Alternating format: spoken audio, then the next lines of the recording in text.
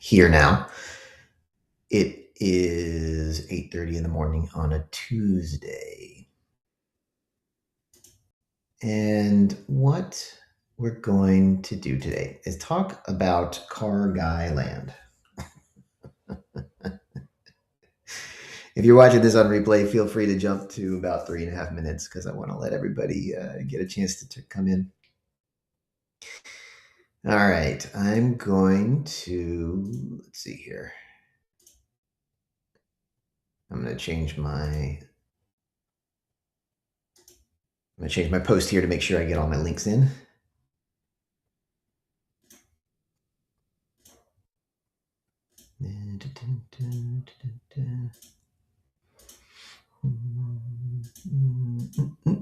How's your day going so far?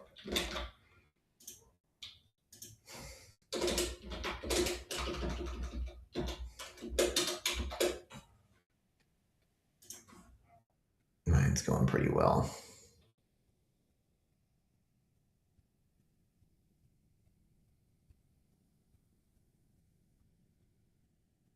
No, why didn't it fix that? Let's try these. Gotta have my links there, you know? Okay, so that didn't work somehow. Oh, here it is. Latest post. There we go. Okay.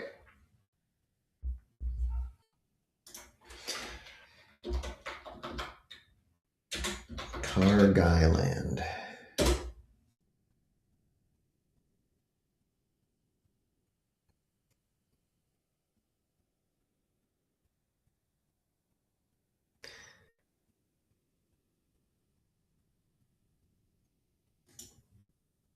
All right, I'm going to start with here today. All right. You guys see that? It's probably a little too small. There we go. All right. So I think I'm set up now. Hopefully, hope your day is going pretty good so far.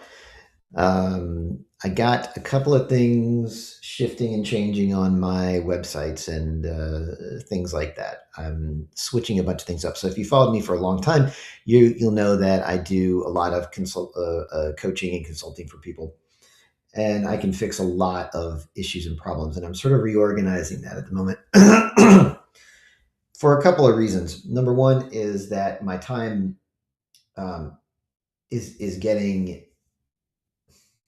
more valuable. I should say it that way. And I need to shift things up. So I'm going to switch. I'm going to get a lot more recorded products. I'm also going to do a couple of things, switching up my recorded products and offering. So look out for that. It's not all set in stone yet, but those changes are coming, and I think it's going to be really good. There's going to be a lot of things that are available for a lot more people because I really do like my marketing guy yesterday asked me, "Hey, why are you doing this? What are you doing this for?" And I thought about it, and what I came up with was I really want to help people. I really want to help people. So that was a big motivation of mine. All right, so let's get started. Good morning and welcome to Daily Upgrade with Jason Andrews. My name is Jason Andrews and I am a hypnotist, which is great because I can change things on the inside to make things better. And today I want to talk about Car Guy Land. And this is a place in Iran that is apparently of strategic value. Now, the first thing I want to do is there's a lot of stuff going on. We need to reset first before we start talking. So the first thing we're going to do is we're going to take a deep breath in, hold it for a moment, and then let everything go. Ready? Let's do this. A little less distraction. Breathe in. Hold it, and now let it all go. Good. And now everything you've been doing up to this point today, every place your mind has been, let's just grab all of that stuff and bring it in. We're going to bring it all in right here so you can focus in. Now, I want to talk about Car Guy Land, but James, I did see your comment there. I'll talk about that. Um, I'll talk about what your daughter said there. I'll talk about that either tomorrow or possibly Thursday because that's a really, really good topic. So be on the lookout for that. But today, Carg Island. Now, what happened apparently was there was this big thing.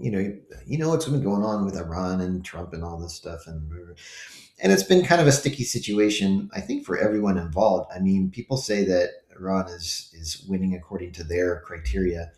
Doesn't look like winning to me, but maybe they're willing to accept levels of survival or winning that are lower than what I would be happy with. But there was Trump said this thing. Okay, well, I'm going to attack your bridges and power plants. I'm going to just wreck your system if you guys don't come to the table and make a deal. And they said, yeah, whatever. And there are some rumors that some of this stuff is fog of war, and some of it is obviously wartime misinformation and propaganda and misdirection. But some people said Iran was telling people to go to go stand in front of the power plants and bridges so they wouldn't blow them up because I don't know if they actually did that or not.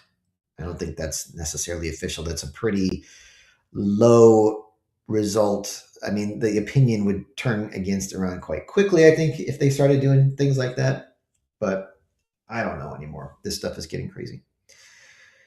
But what happened instead of attacking the power plants and bridges, what happened instead was this, right? Carg Island has been attacked. And this guy says all docks and access have been blown up, and it's now cut off from the mainland. Okay. Now, what is this is apparently a view. Who knows if that's real? Oh, stop. Okay. So this is fairly confirmed. And what this means is that Carg Island is where Iran has a lot of their processing facilities. I don't know. I don't think it's the refineries, but it's definitely something where it's part of the processing. And without Carg Island, that's where all of their oil processing is, or the vast majority of it. Without it, they can't produce the oil in the form that they would in sellable form. Right? So here's what's going on. There was a bunch of missile barrages back and forth. I think the U.S. took a little more damage than it really expected to take. Iran got mostly flattened. I think Israel took a bunch more hits than they were expecting as well. Iran seemed to have done better than anyone expected.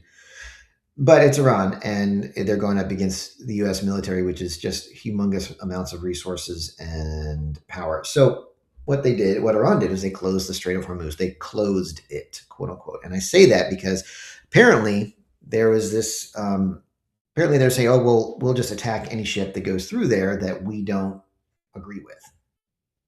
Now, are they really going to do that? It doesn't matter. Why? Because if you've got an oil tanker with your ship is worth hundreds of millions of dollars itself, and then it's got who knows how much value in oil, and so you need insurance. And this insurance says, okay, well, if the ship sinks or the hull breaches and the oil spills, and the insurance is going to cover the cost of replacement or cleanup or whatever like that. So it's an enormous amount of cost. Now, these insurance things were usually run by Lloyd's out of the City of London. When the strait closed, Lloyd said, we're not doing that anymore. We're not insuring anybody anymore because this is a geopolitical risk. It's in the contract, and we're not insuring you. So nobody's going to go through it, because even if there's a small chance you're going to lose $2 billion as a company, you're probably not going to want to take that because $2 billion is a lot of money. So all the ships were sort of circling around doing nothing. And that's where Iran was. Now, this pissed off just about everybody. China depends on a lot of oil from Iran and Venezuela. Well, they're not getting the Venezuelan oil anymore. And now they're not getting the Iranian oil anymore, except Iran said, you know what? Chinese tankers can go through. We'll let that happen. And so they started doing that. So that's where we were at. Here's the thing: in order to make Iran open the strait, they have to want to open it. You're not going to force them to do it. Apparently, there have been varying accounts, and I've read several different accounts on both sides. Some saying, yeah, this is not that hard. We can open it in escort ships. And then others who say there's no way in the world we're going to open that just because of where the geography and where the missile sites are, and there's no chance. I think it's probably possible to do it, but at a probably too high of a cost to make it worth it. That's where I land on that idea. All right, so you get the framework here. You understand what's happening. Well, this investment guy, this investment analyst, apparently flew into Oman, got in a rowboat or something, some small boat, sailed out into the strait, and started seeing what was really happening. And he said there's lots of ships going through. The official numbers are like, 5 to 10 ships going through per day compared to like 150 per day prior. He said, no, there's like 20 or 30 ships going through. He said they're going silent. Some of them are ships that have bribed, essentially paid a toll to Iran to go through. And then there's some other, he's saying it's just not what you think it is. So it's kind of open, but this is a messy situation. Now, this also hurts Europe because a lot of the oil that Europe uses goes through that strait. And if they're not getting that oil, then Europe's fuel prices goes up, their economies go down. And that's where we're at. Now, I think there's a lot of things that a lot of people are missing about this whole situation. Most people are going to go, just let the oil flow. We want the oil to have cheap oil so everybody can get their businesses and stuff like that, and everybody can. Okay, but I think there's more than that going on. I'm pretty confident that Trump is very interested in cutting off oil from China. I think he wants to do that because he knows that if their economy crashes, then China's in big trouble because their economy has really never crashed before in the lifetimes of the people who are alive. Most of the people alive in China, anyone under about 50, has never known anything but increasing living standards. So if that starts to crash, that's going to be a big problem. It also hampers their manufacturing. It makes their manufacturing more expensive, meaning they can't sell goods across international lines as cheaply. That's a big deal. But what about Europe? Isn't Europe our friends? Well, apparently Europe is not helping us in any way. And Trump, I think, wants out of NATO, which is the Europe-America alliance. So my take on all of this is that this is a deliberate effort by Trump and his admin to increase the level of pain on China and Europe. That's what I think is going on. I could be wrong about that. I might be wrong about that, but it makes a lot more sense that Trump wants Europe to suffer somewhat. Trump wants Europe to hurt. He wants them to go, okay, we can't solve this problem on our own. We should militarize. I think Trump wants that to happen. And I think he also wants to pull out of Europe as he doesn't want to defend Europe anymore. I don't think he thinks Europe is our friend anymore or ally anymore. He might be right. I don't know. There's a lot going on there. But I do know that it's been one-sided for a long, long time.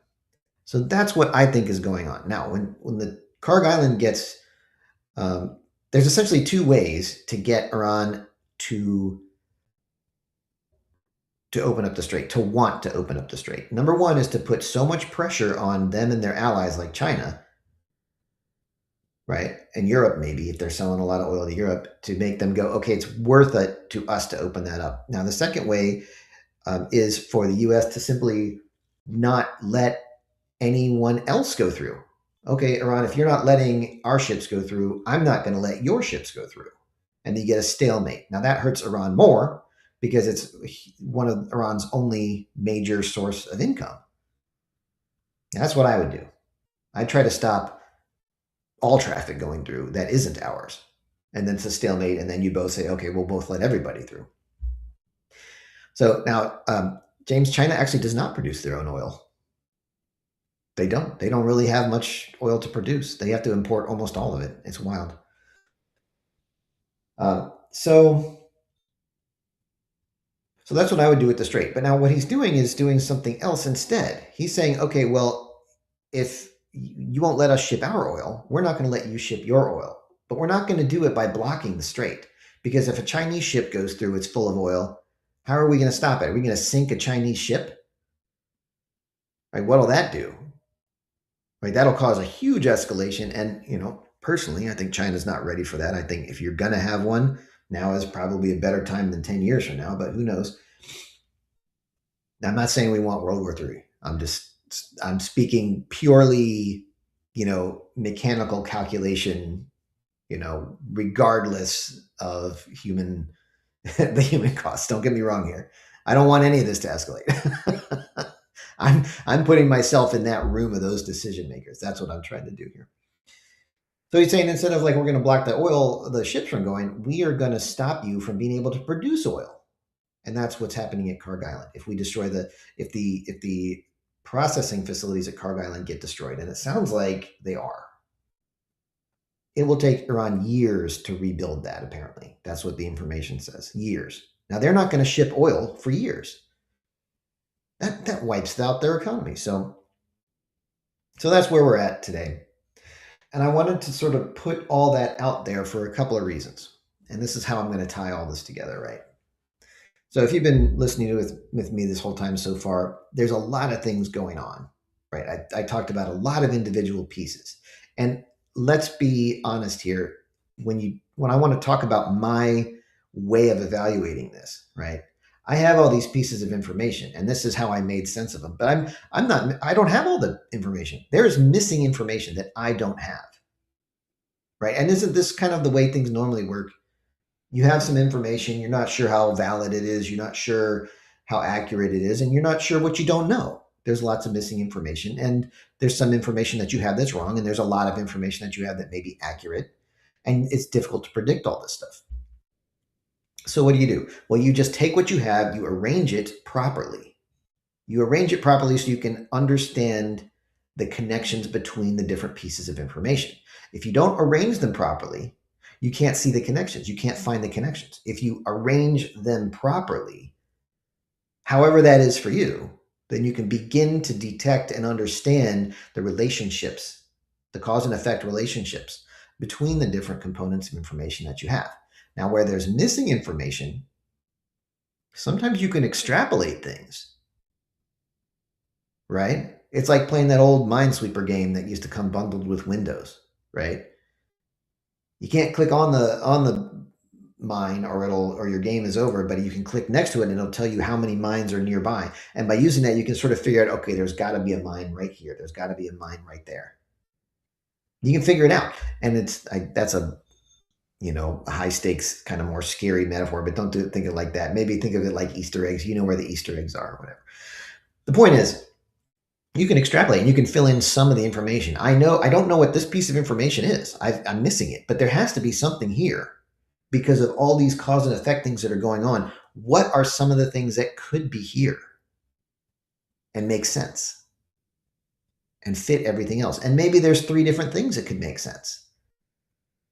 And so you just sort of have it could be any of those. You get comfortable with ambiguity, right? Because it could be any of those. And as the situation evolves, you can narrow it down or expand it as the case may be. But when you do this and set things up this way, your decision process becomes much more smooth and open. Doesn't it? And you can make better choices about how to proceed.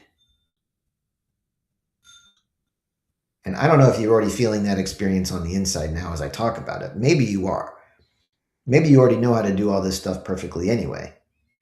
But it may be worth trying this method out in order to determine if you can improve your life and situation simply by creating a better decision-making process for yourself. I mean, isn't that a good thing? I think that's a good thing. So thank you for being here with me today. If you found this interesting or useful, feel free to share it. As I said, I've got some things coming up with marketing. I'll let you guys know um, how that changes, but it's going to be some good things that I think a lot of you will be interested in. And that's what I'm aiming for. So have a great rest of your day, and I will talk to you tomorrow morning.